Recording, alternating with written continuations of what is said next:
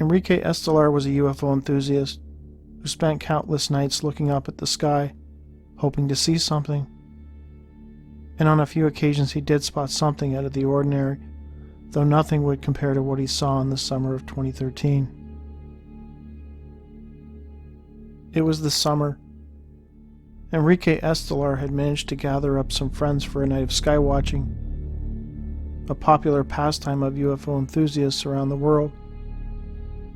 They piled into their vehicles, making the trek from Mexico City to their chosen location in Tepoztlán in Morales, Mexico. After booking their hotels, they made their way to their frequent skywatch area, a small isolated field tucked into the woods just off the road. The group sat under the stars, chatting and taking in the warm summer air. Not much was going on until around 9 p.m. Estelar suddenly felt a pain in his neck, no doubt from craning his head skyward.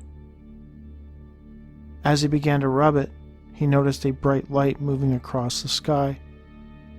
It was traveling at a tremendous speed. He looked around and noticed that his friends were so busy chatting that none of them had noticed the light. Soon they began to turn their heads skyward. They too saw the light. As they watched, the light seemed to disappear, only to reappear some 5 minutes later. To their surprise, the object seemed to begin moving in their direction.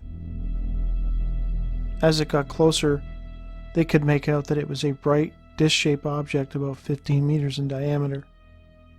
It got so low that the astonished group could make out what appeared to be windows around its circumference. There was heat coming off of it that everybody could feel. No sound could be heard, not even the low hum of an engine or a propeller. The night of fun skywatching suddenly became all too real for the group, who began to panic. Many screaming that it was the work of the devil, others that the heat was radiation and that it was unsafe to remain there. Many of them charged off into the cover of the surrounding woods. Enrique Estelar did not run. He did not scream. He remained in place, transfixed by what he was seeing.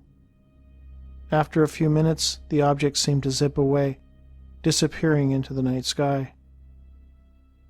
Estelar could not believe what had just happened. Eventually his friends returned to the clearing. Others had gone back to their cars. Their night of skywatching came to an end, as they all returned to their hotels in town. The next day, all the friends left. They had all planned to stay another day, but their encounter the previous night had frightened them enough that they chose to cut their trip short and return home. Even though his car was giving him trouble, Estelar decided to stay another night. Desperate to see another UFO, he returned to the clearing later that night by himself. He arrived and sat watching for about 30 minutes. He saw nothing. He didn't really feel like leaving so soon after arriving, so he decided to explore the woods surrounding the area. Within 5 minutes of walking into the woods, Estelar noticed a bright glow fall from the sky, not too far from where he was standing. From what he could tell, the object had not landed in the clearing, but somewhere off in the woods. He decided to go and have a look. He followed a small trail which led to the summit of Tepoztlán Mountain. As he walked, he soon began to feel strange. His legs felt heavy and there was a weird numbing or a tingling sensation going through his body. He had to almost force himself up the path. He walked only a little bit further and then contemplated turning around and going back to his car, fearing that he might be having some type of medical emergency. And that is when he saw it. Standing by some trees, Estelar could make out an incredible-looking creature watching him. It stood a monstrous 13 feet tall and was humanoid in appearance. As he stared at it, his vision adapted to the dark of the woods, and he was able to see some strange details on the figure, notably that it was extremely muscular. Also, it was wearing what appeared to be some type of armored suit, similar to those used in the Crusades. Around its waist was a belt from which a bright light emanated. This light helped to illuminate the creature's body and face. Due to the sheer size of the creature, Estelar became frightened and hesitated looking up into its face. He was terrified of looking into its eyes. When he did eventually peer at the face, he was astounded by what he saw. It was the face of a lion, one with a golden mane surrounding its head and large, bright, slanted, cat-like eyes. It was completely feline in appearance. For some reason, the creature reminded him of a Thundercat. Thundercats was a children's cartoon that ran in the late 80s, involving a group of cat-like humanoids. Estelar had the sense that this being was intelligent.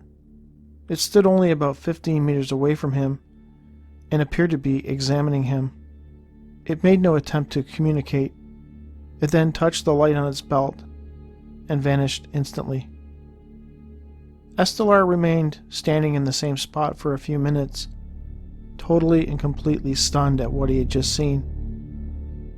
He then slowly made his way back down the trail to his car.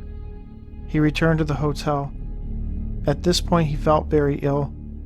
He went into the bathroom and noticed that his skin had acquired a reddish tone, as if sunburned. Also, his cell phone, which was fully charged before arriving, was now completely dead. He wondered why he hadn't pulled it out during the encounter. He felt exhausted and went to bed. He woke up late the next morning. Curiously, his cell phone never worked again. Albert Rosales, author of the Humanoid Journals, forwarded this bizarre case to me after stumbling across it in the book, Experiences de Contacto Extraterrestrial. Though I have already made a video going over people's encounters with upright walking cat-like beings, this Thundercat encounter is definitely a new one for me. It sounds to me like Estelar possibly encountered one of these Lyran beings that some abductees describe. For those not in the know, Lyrans are said to be an ancient race of giant feline-like humanoids from the Lyra constellation, Vega Star.